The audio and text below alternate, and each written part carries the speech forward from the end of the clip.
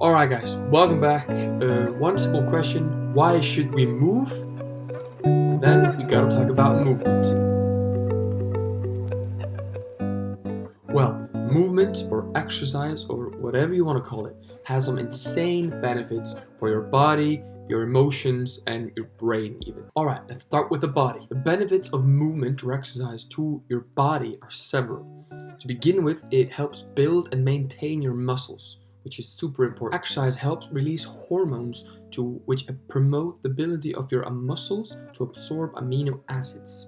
Also, it helps with building bone density, which is super important when you're growing up as a kid and when you get a little bit older. Regular exercise has also been shown to improve insulin sensitivity, cardiovascular fitness, and body composition, yet decrease blood pressure and blood fat levels.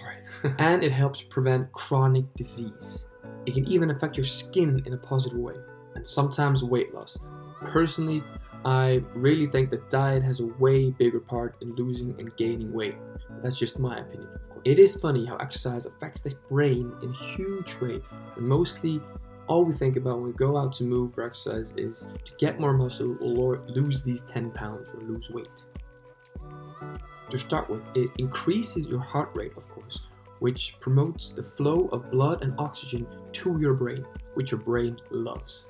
Exercise also promotes brain plasticity, which stimulates growth of new connections between cells in very important areas of the brain. Also, research from UCLA demonstrated that exercise increased growth factors in the brain, which makes it easier for the brain to make new neural connections. A study from Stockholm showed that the antidepressant effects of running improved cell growth in the hippocampus, which is responsible for memory and learning. Also, exercise has a huge effect on cognition.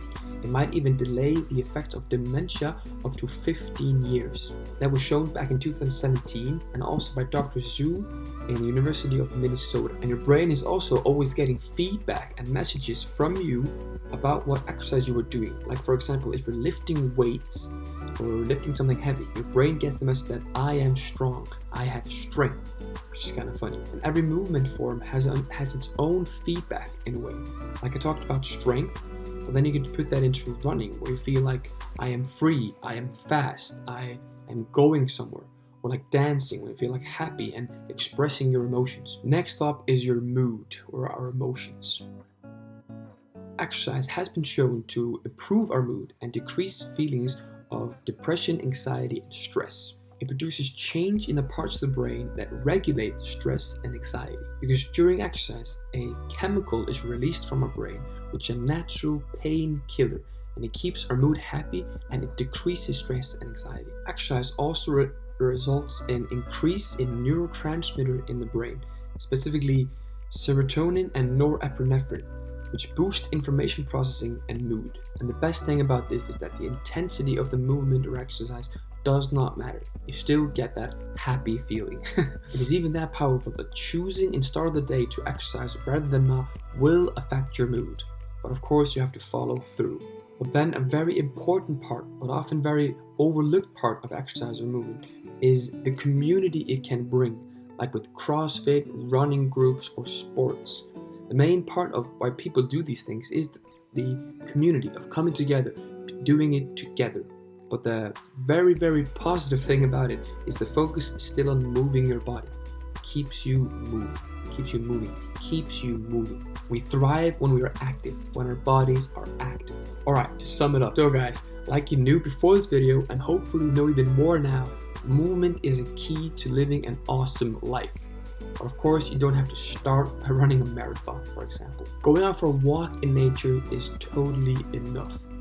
And if you want to do more than that, you can build on that habit and start to implement into lifting weights, running, doing some sports. But always start small if you're building a new habit and work your way up. That's the key. And make it consistent. That is the best thing you can do. Make it consistent and then it lasts. Your body and your health is going to thank you for that in the future. I can promise you that. Well, that's it for me today, guys. I will leave a link in for some articles in the description about this subject. I love to talk about this, like you maybe see, and hopefully you can use some of this in your life. But other than that, Thanks so much for watching, guys. I would love if you could like and subscribe, per usual. Otherwise, see you in the next video.